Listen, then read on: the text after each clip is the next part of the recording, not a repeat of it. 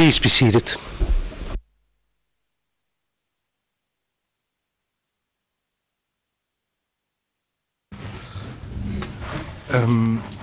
Where I said before the break, page 35, line 13, that I appreciated, as it appears on the transcript, formal relationships between those who are assisting us and defense counsel. Of course, I meant informal relationships, that is, good working relationships. Mr. Stieger, please proceed. Thank you, Your Honor. Your Honors, you've now heard that the destruction of the Serb community began with the arrival of the Croatian army and special police in the area, and it continued for weeks. Earlier, I cited the anguished comment of an international, quote, "This is criminal. Is there nothing that can be done?"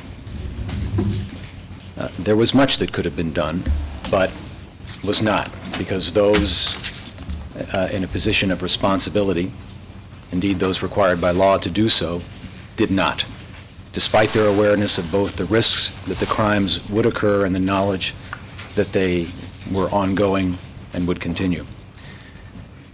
I know the court is well aware of the responsibilities incumbent upon superiors, so I don't wish to dwell on that, except to briefly touch on a few points. Of course, the law requires a commander to take reasonable and necessary measures to prevent and punish over those for whom he has effective control, that is, the material ability to prevent and punish.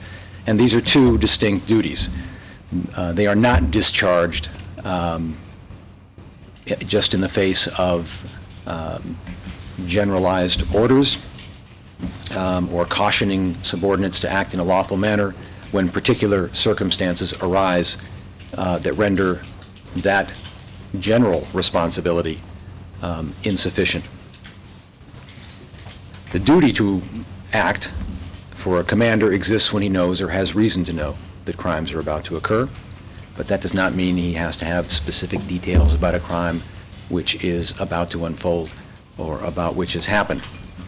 A commander is required to act when he has general information about unlawful acts that are about to occur or have occurred, and the need for measures to be taken. For example, this tribunal has stated that a commander who has received information that some of his subordinates have a violent or unstable character or have been drinking prior to a mission is considered to have the requisite knowledge and must act. And furthermore, a commander cannot refrain from using the means to obtain such information and then later use as an excuse the fact that he didn't possess it. As the court will hear, Your Honors, the three accused had ample reason to know both before the operation of the substantial risk that crimes would occur and after the operation that they were occurring. And they failed to act or simply reiterated generalized reminders, the same reminders that had already been proven to be inadequate.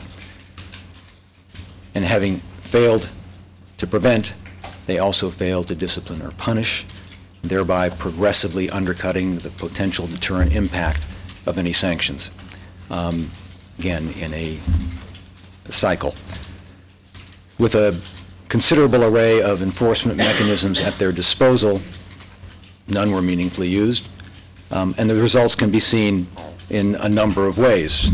The activity reports of the military police, criminal police for August of 1995 reflects a level of activity for the military police covering the split military district basically comparable to the month before and basically comparable to the August of the year before. In other words, as if the vast, widespread crimes of August 1995 simply hadn't happened.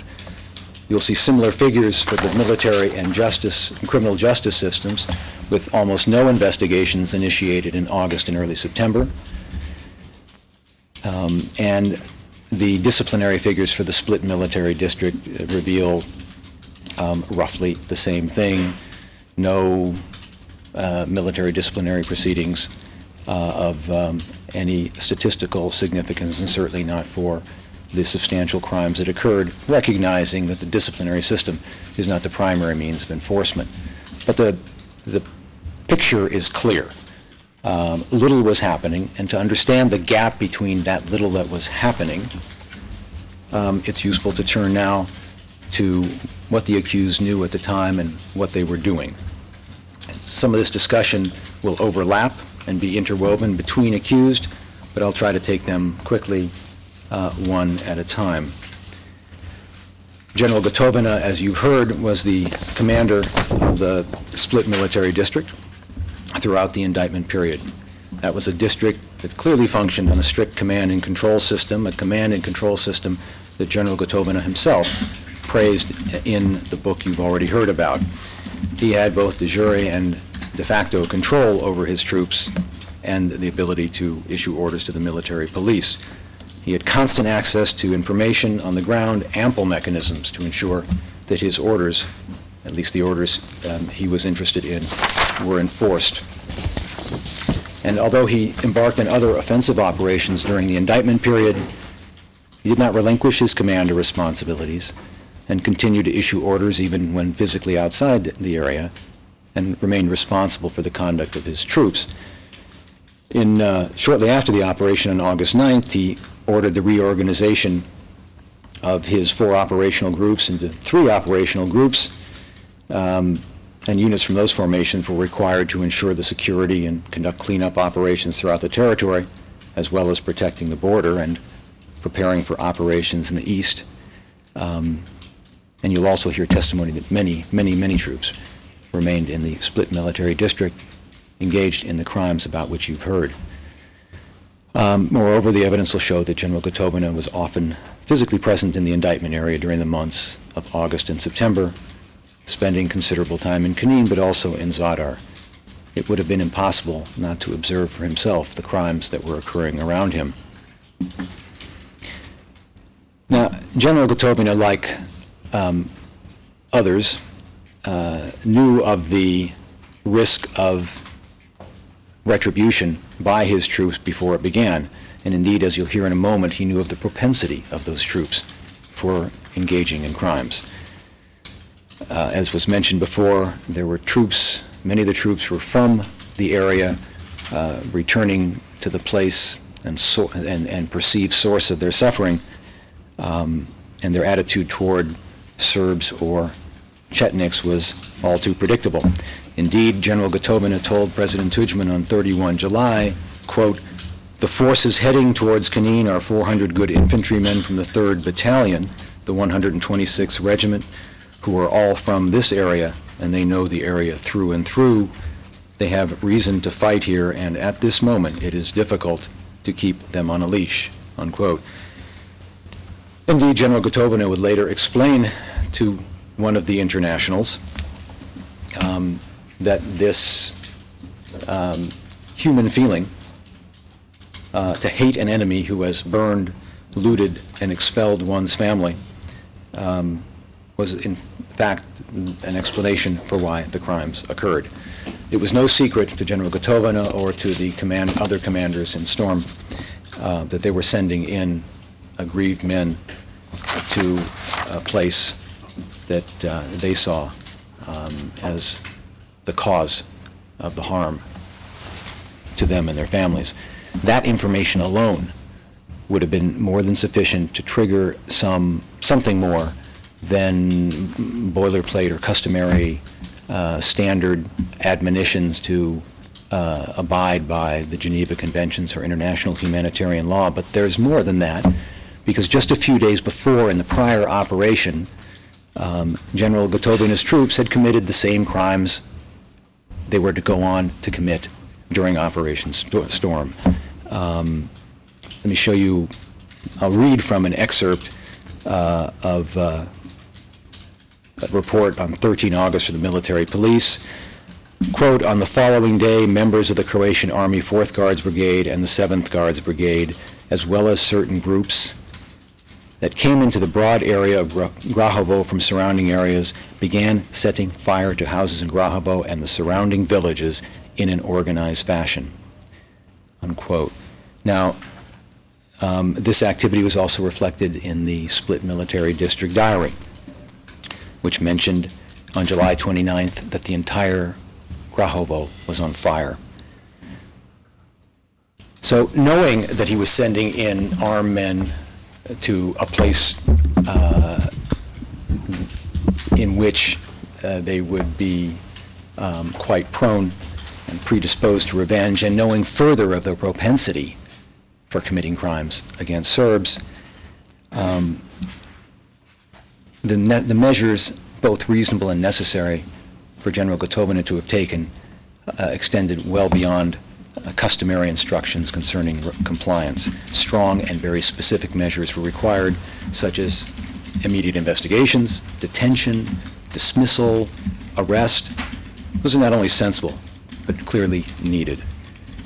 Yet General Gotovina took none of these measures, limiting himself repeatedly, as these crimes went on, to standard reminders such as instructing units on their obligations or generalized admonitions to prevent looting and burning.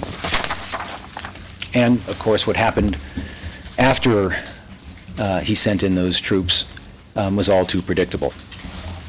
You've already heard that the looting and burning commenced right away, and you've already heard that General Gotovina knew about it, as evidenced by the meeting on August 6th and the video during which he complained about the fact that dignitaries and the media were about to arrive and things were a mess, and during the course of which he characterized his troops alternately as barbarians or spoiled children, but no orders to deal with those, quote, barbarians, unquote, were issued. And again, predictably, under those circumstances, the crimes continued. And again, General Gotovina had ample reason to know, and did in fact know, that this was taking place. First of all, as Mr. Vespi indicated, these crimes were happening routinely, and the evidence of what was happening was available for everybody. An interesting quote from a witness who wrote, quote, "The ferocity and thoroughness of this senseless destruction is reminiscent of a medieval exorcism of Serbian spirits. From the timbers of every building and barn, no village was spared," unquote. And as you'll hear from the witnesses, the knowledge about what was happening was available for anyone who cared to look. There are ample excerpts from the Split Military District operational diary indicating those crimes on a chronological and ongoing basis. You heard one from Mr. Westby. Let me cite just a couple of more. On the 10th, everything is looted. The looting is the problem. On the 14th, the burning of houses and killing of cattle is being continued. On the 19th, the problem is the 6th Home Guard Regiment that is burning down the houses in Razanovci. And let me extend beyond the Split Military District diary observations. Here's an example from a report by the Political Administration Coordinator for the Split Military District on August 13th. Quote, "It should be noted that the largest number of fires occurred a day or two following the entry of HV units, that is, Croatian Army units, into newly liberated villages. Cases of arson were most often carried out by members of Home Guard regiments who were displaced persons from the areas recently liberated. It should be assumed that their motive is revenge."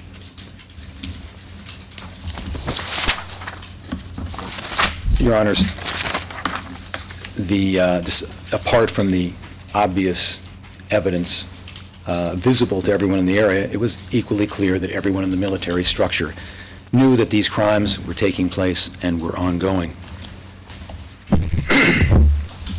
And again, as I've said, as those crimes continued, General Gotovina took no steps beyond the generalized prohibitions that I mentioned.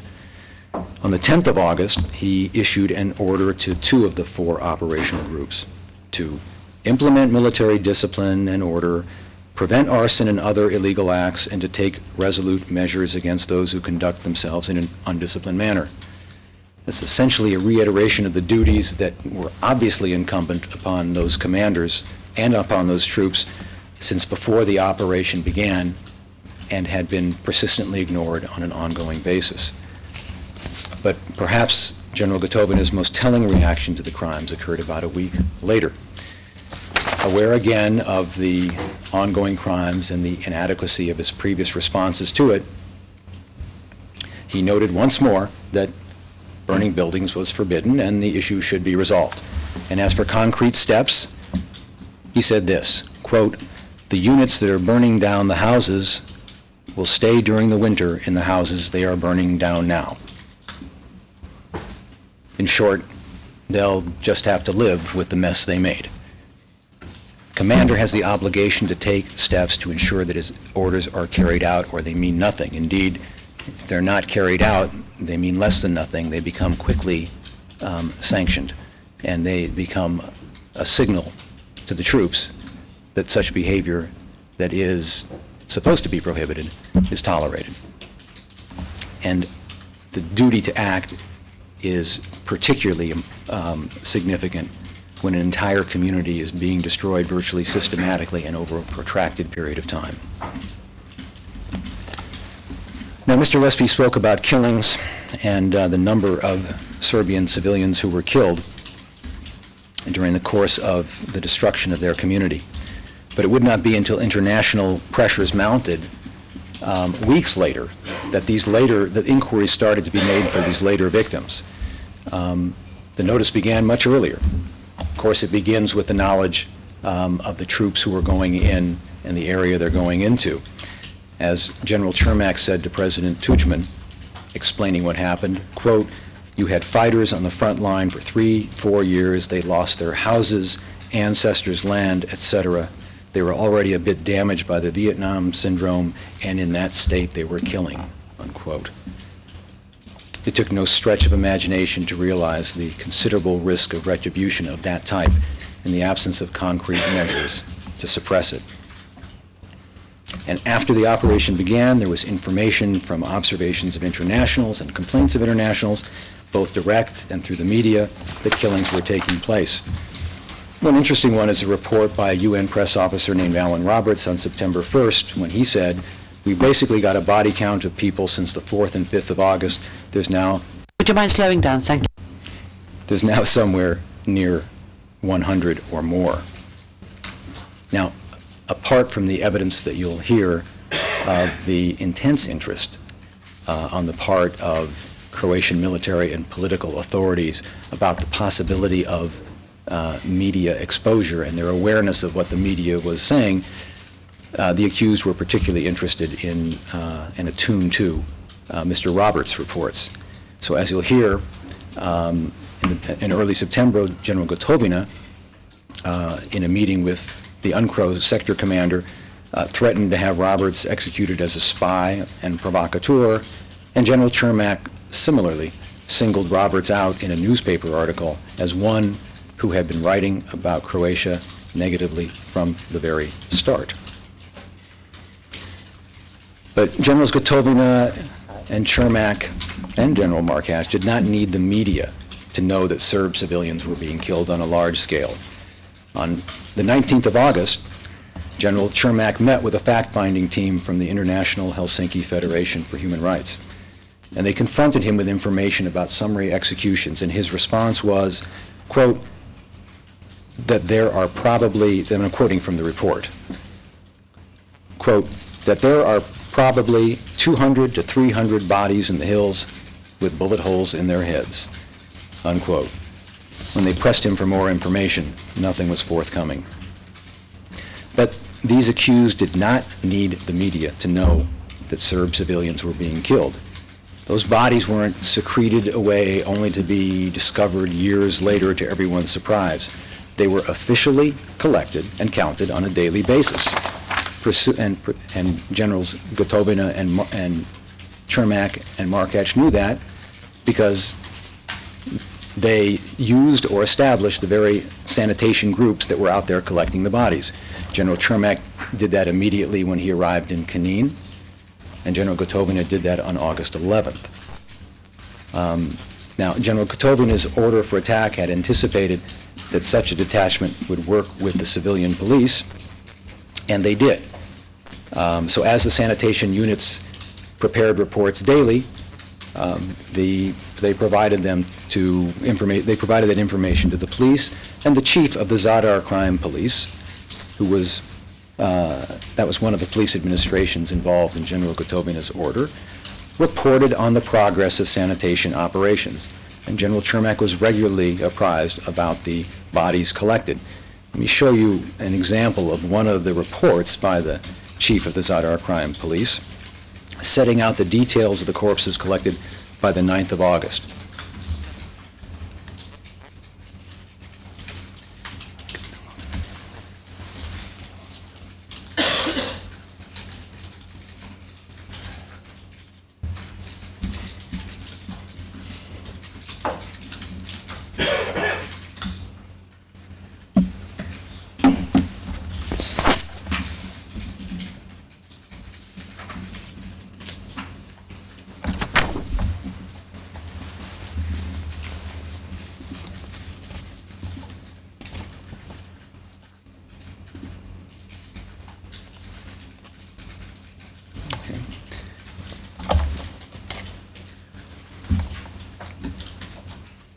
This is the type of information that was available about the number of civilians being killed.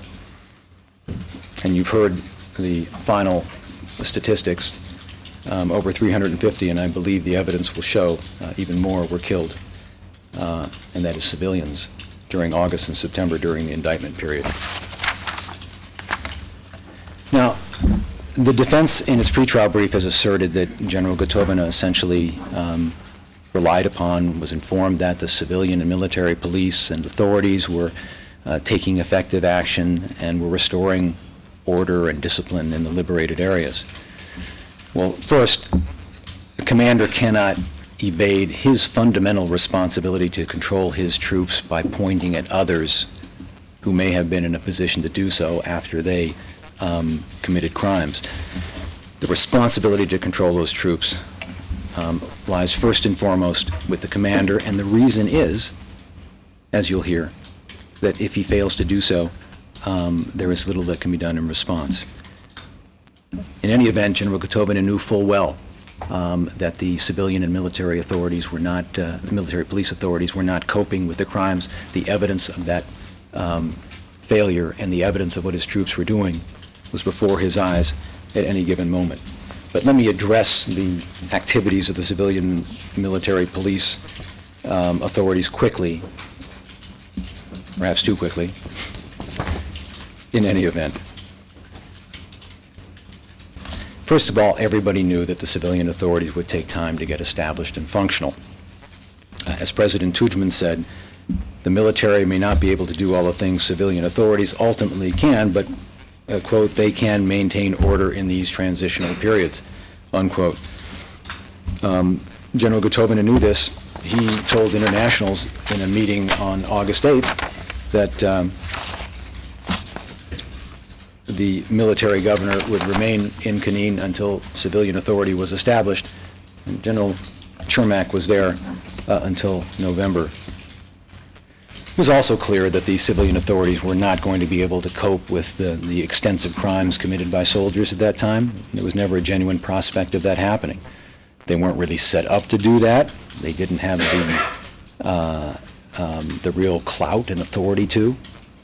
Indeed, the civilian police in the area answered to General Chermak and were implementing his orders. Furthermore, the Serb commanders in the area, and there were Serb commanders there pursuant to a constitutional provision regarding the old ethnic demographics, weren't really in charge. They answered to people who actually wielded power in Zadar and Zagreb, and as I said, to General Chermak.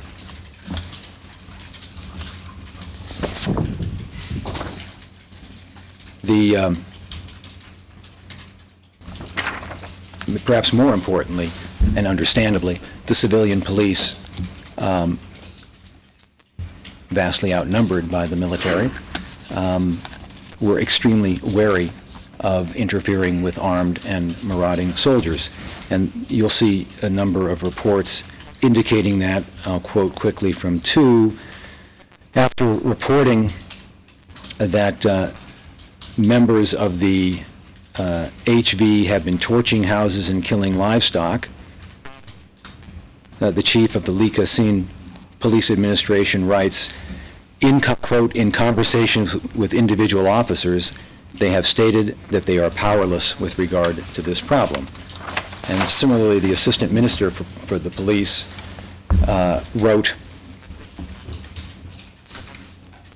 it is apparent that that houses are being burned down and other people's property is being stolen on a daily basis. He writes that the perpetrators of those acts, in most cases, are formally and in effect members of the Croatian army, although there are some persons who are not and are abusing the HV uniform. I hope you will understand that the civilian police faces, the problem the civilian police faces, quote, the fact that the perpetrators wear HV uniforms completely blocks the work of the civilian police.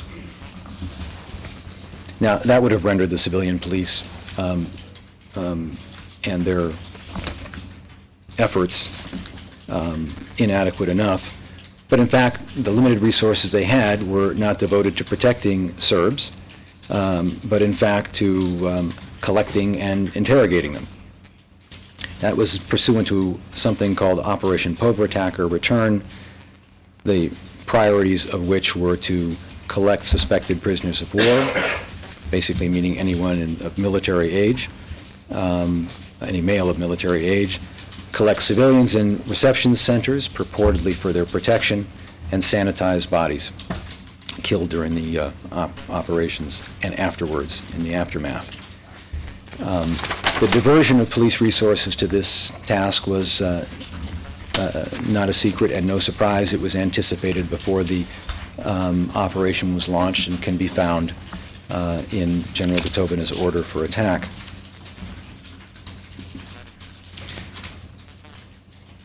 In short, the efforts, or the lack of efforts, by the civilian police contributed to the reign of impunity that existed for perpetrators of crimes against Serbs during this period. And that de facto impunity actually became official on August 18th for those who had committed crimes up to that point. And I'm going to read from an encoded order from the Assistant Minister of the Interior to the police administrations. First, he recounts the houses that are torched and burned. Again, indicates that these individuals, that most of those acts are perpetrated by Croatian army members. Notes that the destruction is assuming such proportions that it is inflicting political damage to the Republic of Croatia, and then notes that the local police administration chiefs must immediately convene a meeting with the commanders of military police battalions to inform them of the problem. And so now that damage to Croatia is happening, something should be done. And then, quote, the meeting must be informed of the decision that cases of torching of houses and illegal taking away of people's movable property that have hitherto occurred will not be operatively investigated, but a stop must be put to cases of this type as of today. Thus, the civilian and military police were instructed not to investigate or operatively process the crimes that had taken place. Now, by that time, much of the Krajina was in flames.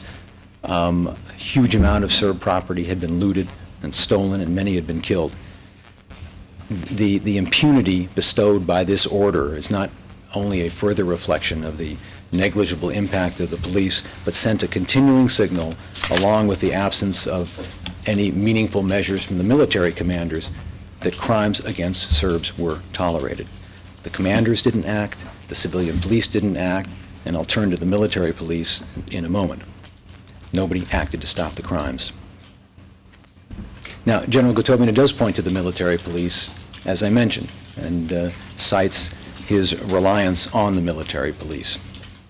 There are three reasons why no commander can reasonably fail to act on that basis.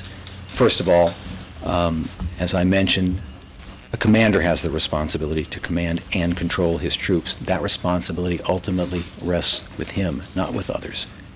Second, he knew that the military police were not investigating crimes. And third, in any event, the military police was a body under his daily operational control. With respect to the first, that a commander is the principal figure responsible for the conduct of his troops, and that if he fails to control them, there's no realistic prospect that the backup mechanisms to respond to their crimes will cope. I'll quote as an illustration a report from a high-ranking military police official making precisely that point on August 3rd. After stating the tasks of the military and civilian police, he said, referring to a meeting the previous day with high-level officials, including General Gotovina, quote, "It had been pointed out to the commanders of the HV units that they were personally responsible for the discipline of their subordinates, as, without that, even a much greater number of military police members could not maintain discipline." As for awareness that the military police were not coping with the problem and that a commander needed to do something, apart from the visible extent of crimes before him, General Gotovina was specifically informed that that was the case. This is a portion of a report addressed to commanders of military districts, including General Gotovina, on August 17th. Again, reporting that houses are being torched, property is being looted, and other unlawful actions by Croatian Army soldiers and civilians wearing HV uniforms are occurring on a daily basis.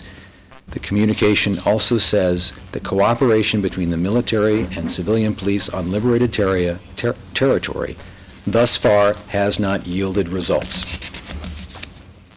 And finally, the third element of any suggestion that General Gotovina could excuse his inaction by pointing to the military police. In fact, by pointing to the military police, General Gotovina is inadvertently pointing to himself, because the military police were subordinated to him for their, and he had daily operational control. I won't go into details about this, but essentially, the rules governing the structure and operation of the military police provide that the military police administration has their own hierarchy and supervisory control over the military police. That's a kind of vertical control. But it specifically provides in Article 9 of those rules that military district commanders have daily operational control. And that's a kind of vertical control to ensure that the people on the ground are in a position to direct the military police to the very place they're needed at the very time. And you'll see an order in connection with Storm issued by the head of the military police, which relates that in the command of daily operations, military police battalion commanders shall be subordinated to the Croatian Army military district commanders.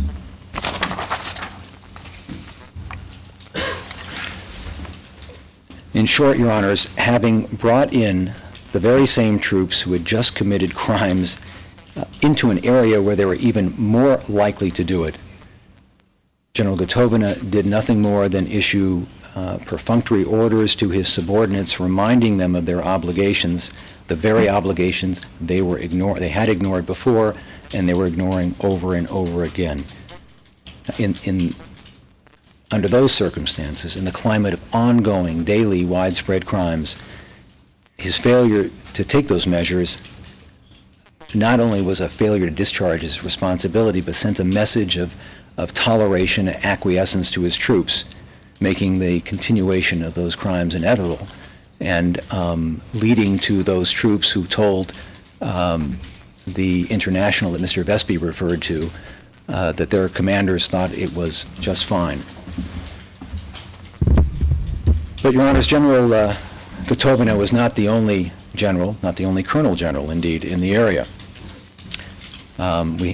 General Markach was also there, an associate of President Tudjman, who was a long-standing member of the HDZ, and both a political and military figure. General Chermak did not participate in the planning of Operation Storm, or its commencement, but on August 5th he was formally appointed directly and personally by President Tudjman as the Kanin garrison commander, and sent there, in President Tudjman's own words, for the purpose of keeping order.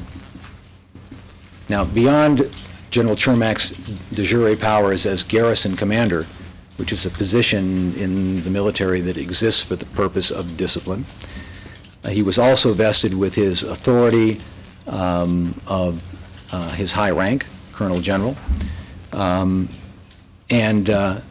the considerable authority emanating from being a personal emissary of President Tudjman for the very purpose of taking charge.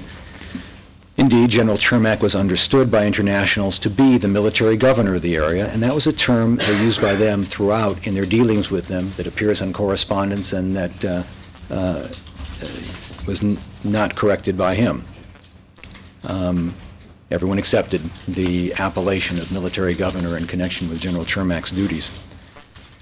He was not an operational commander, and his presence there didn't interfere with General Gotovina's control over his troops, but by virtue of his position as garrison commander and his even broader de facto authority arising from the factors I've just described, General Chermak possessed effective control and the material ability to discipline and punish Croatian Army soldiers within the garrison area. Indeed, in the course of his military governor tasks, he issued orders for activity or coordinated in operations that extended beyond the garrison area.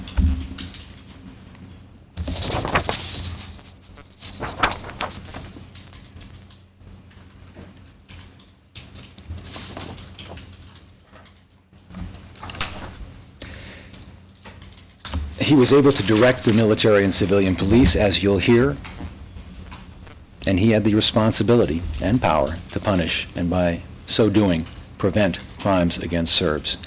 Instead, as you'll hear, he exercised his power principally to ensure that Croatia's public image was not damaged with the international community, even when that meant ignoring, excusing, or even covering up crimes against Serbs. Now, General Chermak has asserted that he did not function in a military role. He has characterized himself instead as something like the Red Cross, a man with no authority who was garrison commander only so he could take advantage of logistics, and was in Kanin to restore electricity and open the water and liaise with the international community.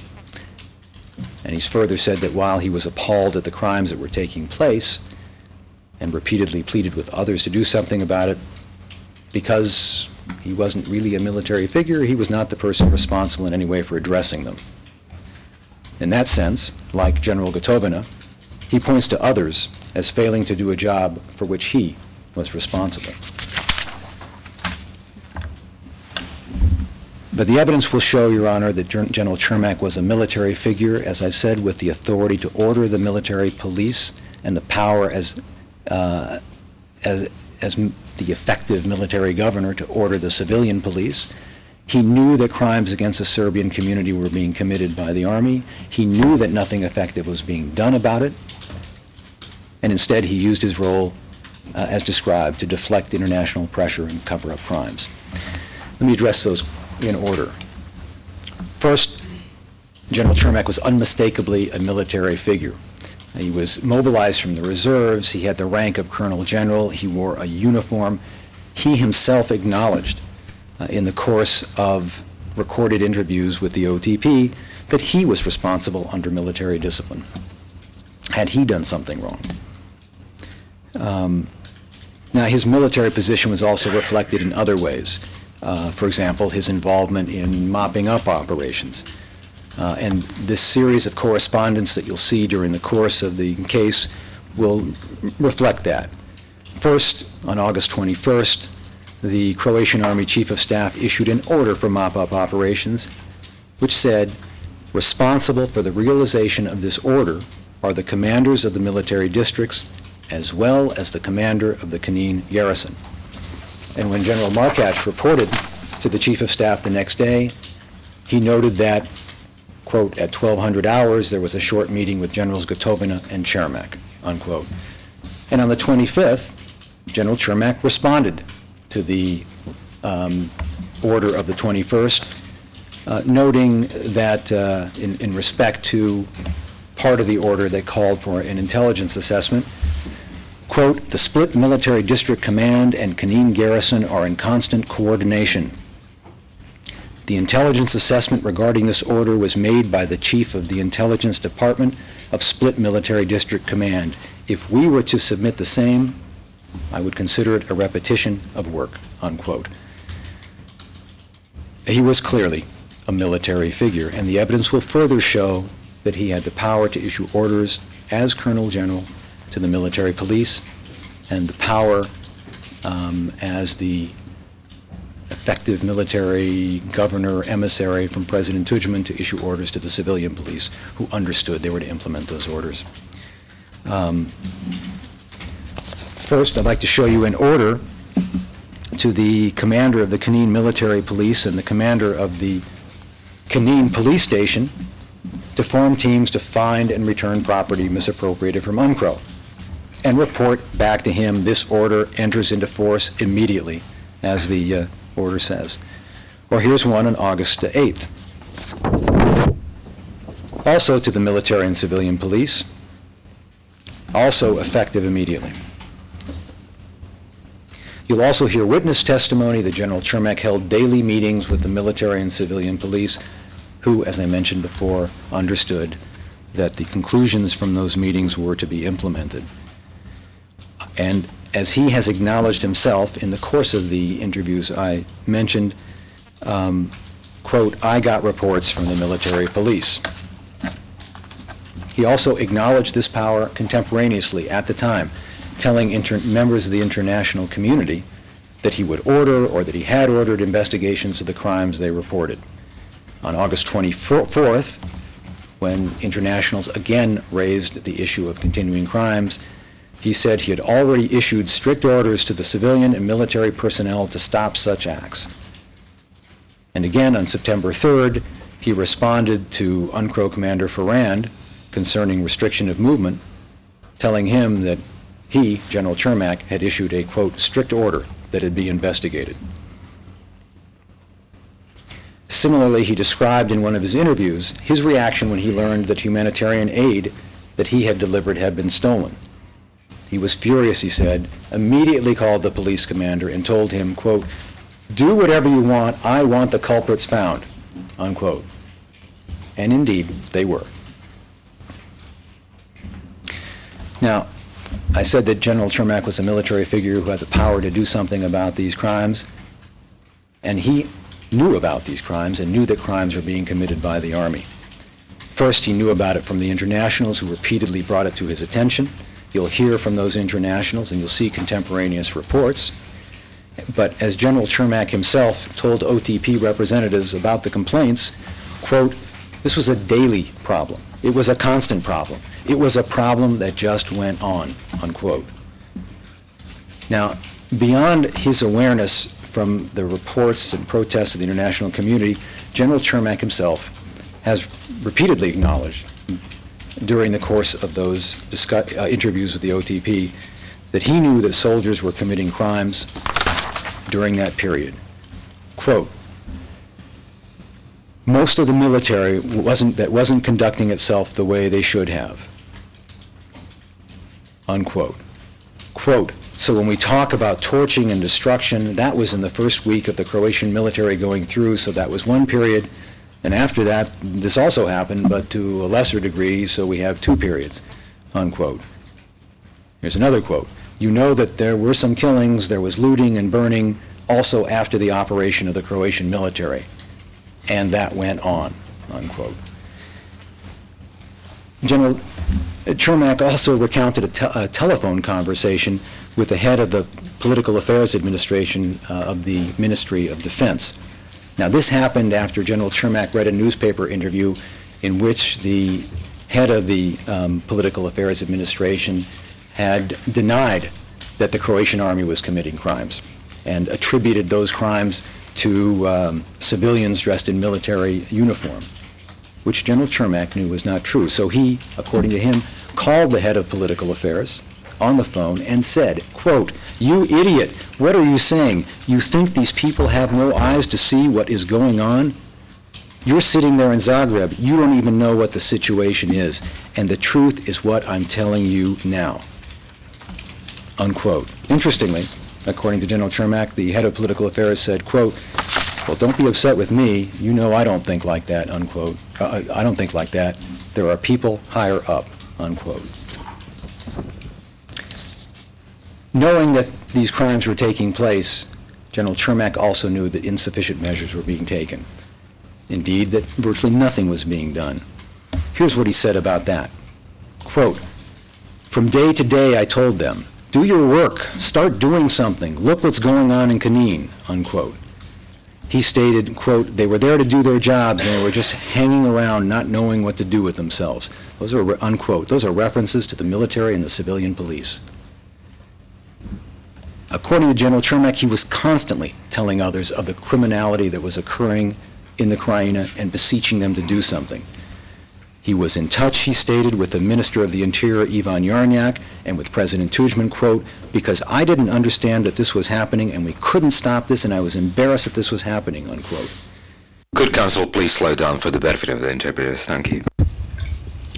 General Cermak says that he made repeated appeals for the crimes by the Army to be dealt with. Quote, "I made appeals to the civilian police, the military police, I went to the office of the President, I even called Mr. Jarnjak, I talked to Mr. Gotovina," unquote. And then later he said, quote, "I told him clearly, Ante, the military is doing nasty things, we have to stop that," unquote. Quote, "All the way to the President, because I didn't understand that this was happening and we couldn't stop this and I was embarrassed that this was happening." So, according to General Cermak, he knew that insufficient measures were being taken to address the crimes that, as he told the political affairs head, any idiot could see. He thus admits that he did not take the measures necessary to stop the crimes because he claims he lacked the power to do so. Instead, he beseeched those who had the power, Jarnjak, Tudjman, Gotovina, to do something. Now, these claims acknowledge the ongoing crimes by the Army about which everyone knew, but then seek to deny his own power and responsibility to act. But apart from failing to use the power and responsibility he had, General Cermak also worked to ensure that international pressures to stop the crimes were deflected. He repeatedly assured the internationals that all necessary steps were being taken, or attempted to mislead them into believing that it was not the Army that was committing the crimes. I'll quote from a letter he sent to the ICRC in response to their complaints about the crimes, echoing the very claims that he says he told the head of political affairs were untrue. Quote, "Crimes that you are referring to were committed by individuals who want to take advantage of a brilliant military operation to gain property in an illegal manner and fulfill sick, murderous instincts. Such individuals are criminals who, by putting on camouflage uniforms, shed suspicions on the honesty of the Croatian soldier and the correct policies of the Republic of Croatia. The government of the Republic of Croatia has shown firm views and determination that all such criminals be brought to justice." Similarly, on the 31st of August, the head of UNCRO Sector South wrote him about the smoke coming from the areas where UNCRO had been restricted, and posed the question that these unexplained burnings leave many unanswered questions. How is it that after almost a month, so many houses continue to be burned, driving poor and destitute persons homeless from their land?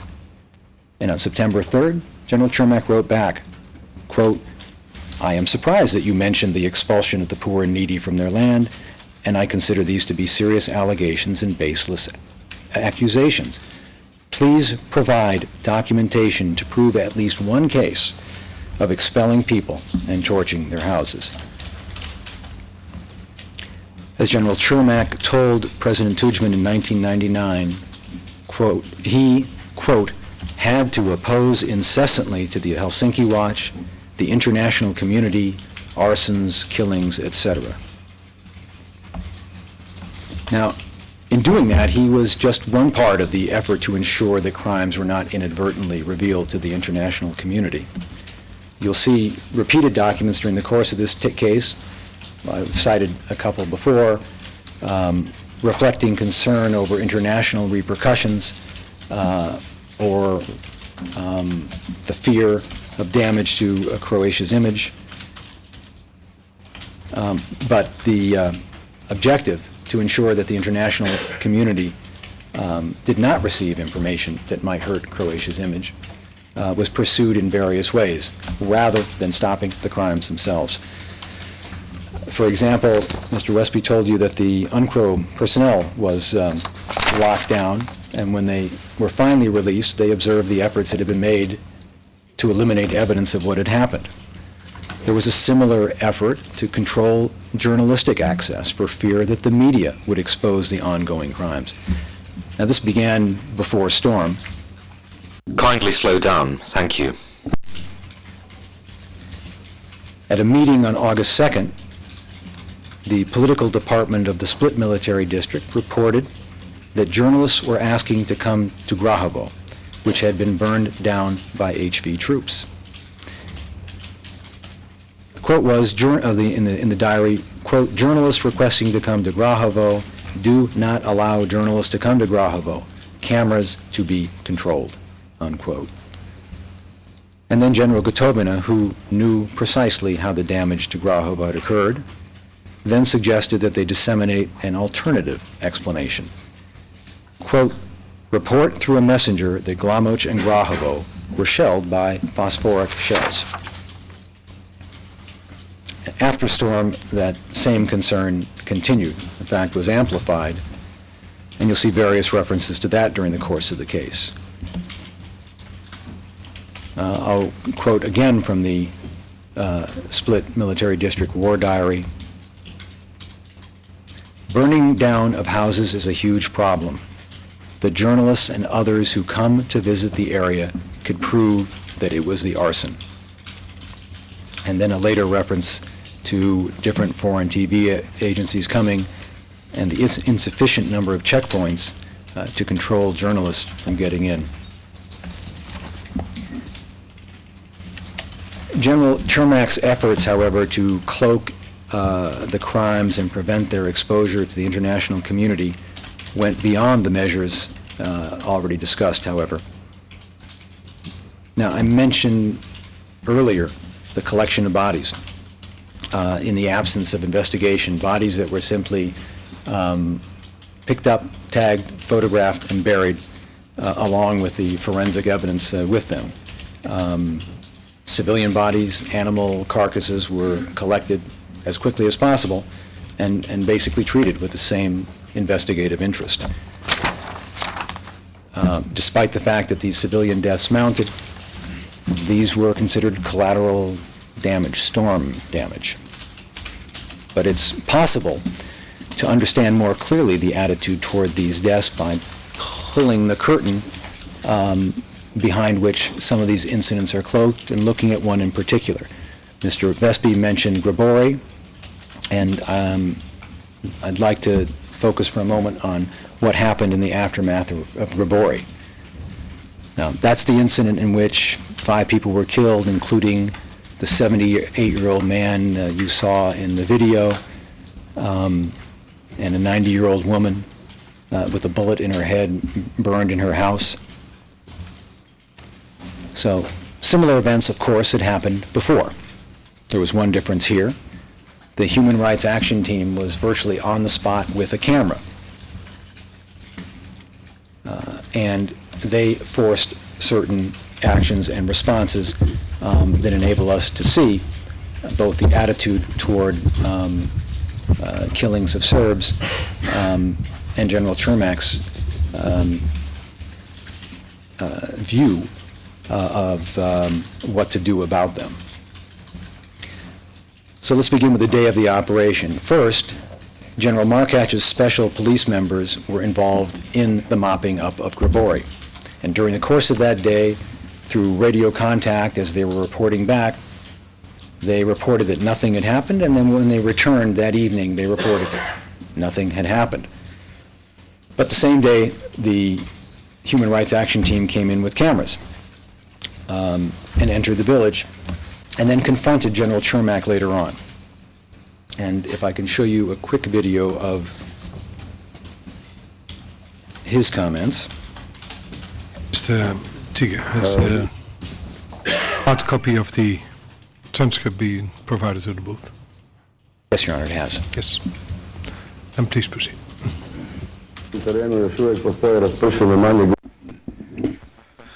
There are still some scattered groups of renegades and terrorists on the ground, and our own anti-terrorist units of the civilian police are mopping up the area. In one such clean-up action yesterday, they covered 100 kilometers of land towards the villages of Grubara. Troops were performing their normal tasks. However, the General denied that civilians had been killed or houses burned. I don't know where you got the information from that the people were called out of their houses, some were in pyjamas, and that houses were burned. I will personally submit an official report on this, and I think that your information is not really accurate. In this case, however, under pressure from the internationals, it was clear that saying nothing happened was not going to work. So General Markach and his troops went for the easy justification, combat activity.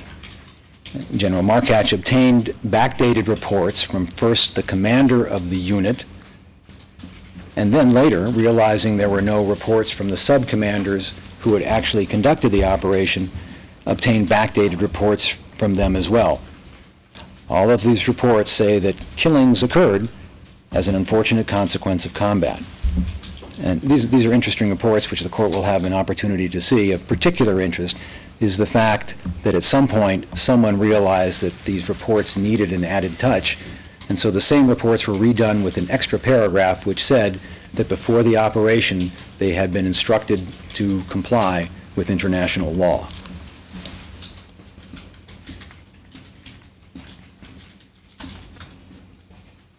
That's that last paragraph you see in this document. Well, there was a small problem, and that was that 2 local civilian police wanted to investigate. But that was quickly dealt with. Both were reprimanded not to initiate an investigation. One was called to General Cermak's office, and there the Minister of Interior was telephoned by General Markach's assistant commander to complain about what the local police were trying to do, and it seemed at that point that the matter was successfully buried. Meanwhile, however, General Cermak was assuring the internationals that the victims had died in combat. So in a letter to the ICRC Chief of Delegation on August 30th, he assured her that, quote, the Croatian Army has and observes strict rules about the protections of civilians, and emphasized, quote, I personally visited the area the following day and convinced myself of the truth and course of the incidents in question, unquote. Just for me to follow, I heard, and the transcript reads, one was called to General Cermak's office, and there the Minister of Interior was telephoned by General Markach's assistant. Sorry, Your Honor. In General Cermak's presence. After a conversation with General Cermak and the assistant to that local civilian police officer, pushing him not to investigate. In General Chermak's office by the assistant of General Markac. Correct. Yes. Thank you. Please proceed. I just noted General Chermak's comment that he personally visited and convinced himself of the truth. The court has had an opportunity to see that scene, and perhaps it wasn't visible on the video, but that includes bullet casings on the floor where one of the victims was murdered, which is hardly suggestive of collateral damage, unless the battle took place in that victim's bedroom. Well, not surprisingly, people realized that none of this made sense, and Grigori was referenced in a report by the Special Rapporteur, Elizabeth Wren, on the 7th of November. And it's my recollection, but I could be wrong, that I saw one casing on the floor. Or are there more? Have I missed the relevant part, or? I thought there were two, Your Honor, but I may have. Okay. In any event, the point is... At least one. At least one. Please proceed. And Wren wrote the foreign minister emphasizing some of the factors that made this clearly appear to be murder rather than combat. And so General Markac was contacted as a result of this letter, and he came up with now the third and most implausible version. His new version was that the victims had been executed, as the evidence indicated, but by Serb terrorists. Now, this version was so transparent that when the Croatian officials responded to Wren, they didn't even mention it. And in fact, this version was too preposterous for even General Markac to maintain. And in 2001, when he was interviewed by Croatian investigators looking into Grigori, he reverted to the original cover-up story, that the victims had been killed in combat. Sticker, the exclamation marks we find in the margin, is that, are they put there in the original as well? I don't have the original, Your Honor. My recollection is that's right, but we will check and get back to you on that. Just for us to be sure. Please proceed. So let me quickly recap. The first story is that nothing happened. Then, when the killings couldn't be denied, it was said to be the result of combat activities. And when that was challenged, then Serb terrorists were responsible. And when that clearly couldn't be sustained, General Markac reverted back to the combat activity story, which hadn't made sense in the first place. The true story is that the special police murdered the victims and destroyed the village, and that together, Generals Markac and Chermak worked to ensure that this would never be known. Now, General Markac's cover-up would have been significant enough if he was simply another superior officer of the Luchko unit which was involved. But as the Assistant Minister of the Interior for Special Police and the commander of the Special Police Forces during Storm, he set the standard for every member of that body. Slow down, please. Thank you. I apologize to the interpreters, and I'll write it down on each page. The Special Police was originally designed to be an elite force within the Ministry of the Interior to fight sabotage and combat terrorism. And they were also, as they did in Storm, to participate in combat operations as specialized infantry forces. After combat, they were used to mop up. They were heavily armed with everything from pistols, rifles, machine guns, to anti-tank rocket launchers, mortars, and multiple rocket launchers. During and for a time after Operation Storm, special police forces were operationally subordinated to the Croatian Army, with General Markac reporting both to the Croatian Army main staff and to the Minister of the Interior. He had mechanisms to receive reports about upcoming, ongoing, and completed operations, and had the authority to order investigations and initiate disciplinary actions against subordinates. And despite the obvious crimes that were taking place all around him, and that were clearly committed by his men, he chose, like his fellow accused, not to do anything, not to punish anyone. Or rather, he chose to do the opposite. From the virtual outset of entering towns and villages, the special police began committing crimes. As Mr. Vespi indicated, they entered Gracach on the 5th, and within a short time, the town was destroyed, or was being destroyed. Stick.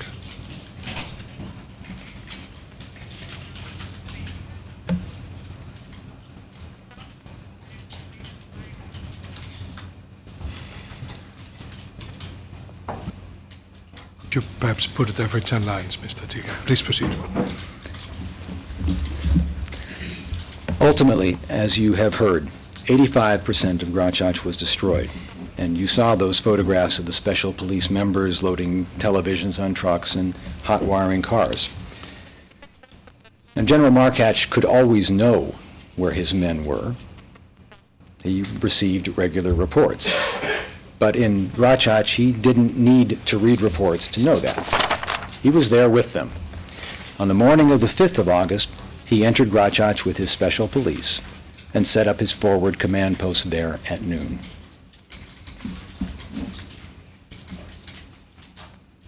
And that's I think you can see that with the arrow. A few days later, on the 7th of August, the special police entered Donilapats in much the same way as they entered Gracach.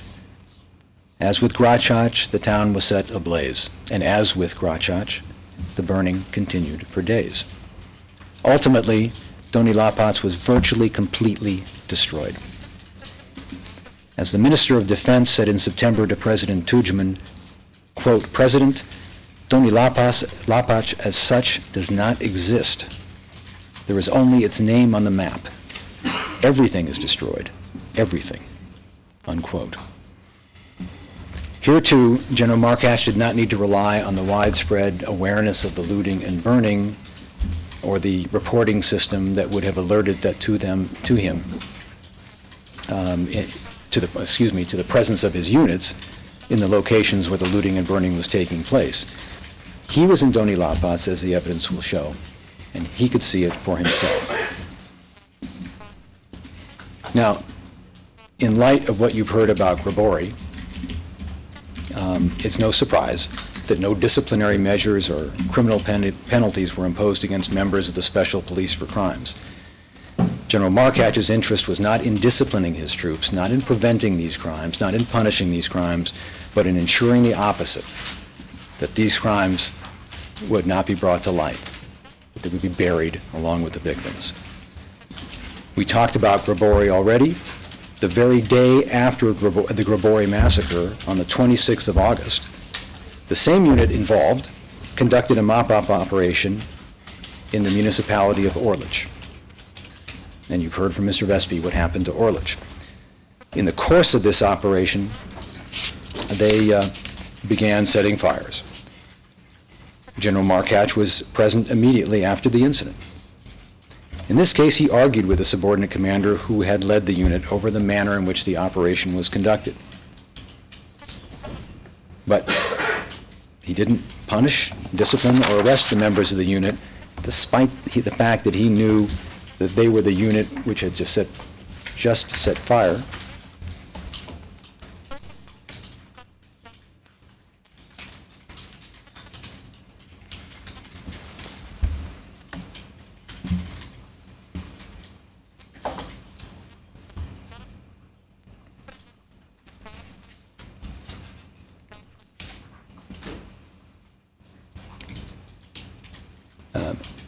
General Markach was aware that this unit which had just set fire to the village was the same unit involved in Grabori the day before. Instead of the necessary punishment that would have sent a message that had long since been needed in the face of the ongoing crimes, he simply withdrew them to Zagreb. And then, this incident too was covered up by General Markach, just like Grabori. In his report to the Chief of Staff on the special police operation for that date, he reported that this fire occurred in the course of combat. And indeed, when you have an opportunity to look at those reports, you can see the similarities. This false characterization, just like in Robori, served as a means of cloaking crimes by his subordinates, crimes that he was responsible for preventing and punishing, not covering up.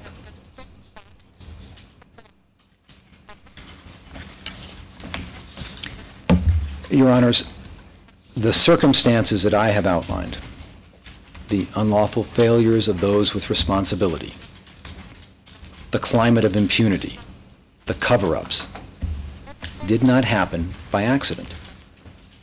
They can be traced back to the objective I described at the beginning of my remarks, to drive Serbs out of the Krajina and keep them out.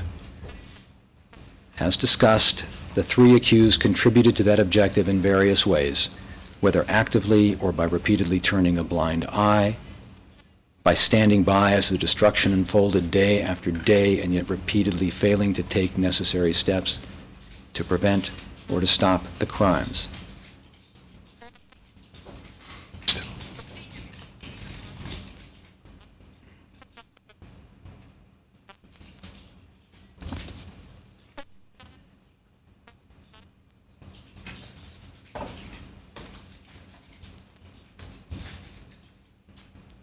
In so doing, as I've said before, the message that was sent is the one that was received by the soldier who talked at that international that Mr. Westby referred to, who understood that his conduct was tolerated and permissible.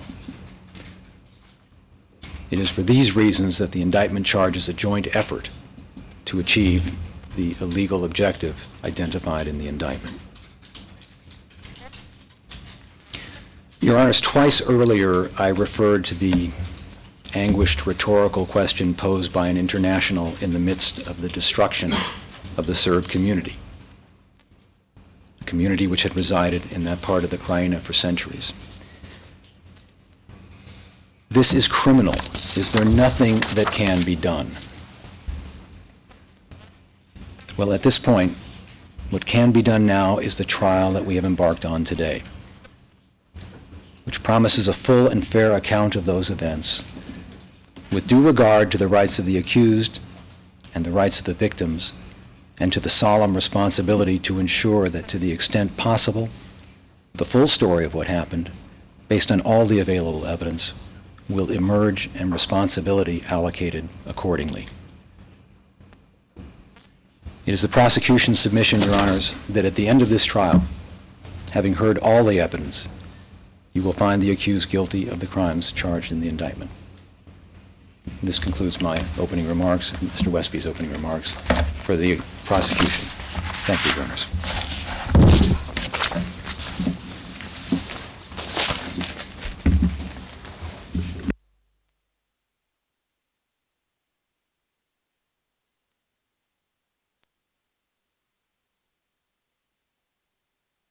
Thank you, Mr. Tiger.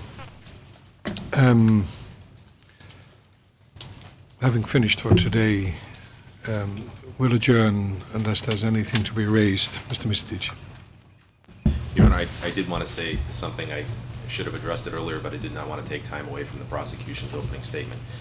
We have extensive use of videos in our opening statement tomorrow. We've already sent an instruction to our team to get as many of the transcripts as possible for the interpreters in the booth, but I did want the trial chamber to be aware that I'm not positive yet that we're going to have all the transcripts, but we're going to do everything possible to get that done by tomorrow morning.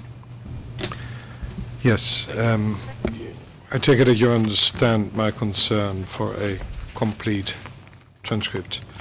When reviewing this afternoon, whether you have all the material available, try to imagine what practical problems could arise on those clips for which you have no hard copy available. If these are longer clips, that might create an unworkable situation. If it's a very short clip, you might read at the appropriate speed something into the transcript. Perhaps also the parties could consider this afternoon to what extent videos played or audios played were later tendered, because then there might not be that much of a need to have them all marked for identification. If, however, this is material that will not come at any later stage, then I think it would be wise to have them marked for identification. Perhaps it would even be a good idea that if not every single part will be marked for identification, that at least in one way or the other it is on the record what has been played. For example, by just providing short list, finding them index of video and audio material played during opening statements can be filed, then we don't have to pay any attention to it any further. But then the record is at least complete. We will adjourn until tomorrow morning, 9 o'clock, same courtroom. All rise. Move levé.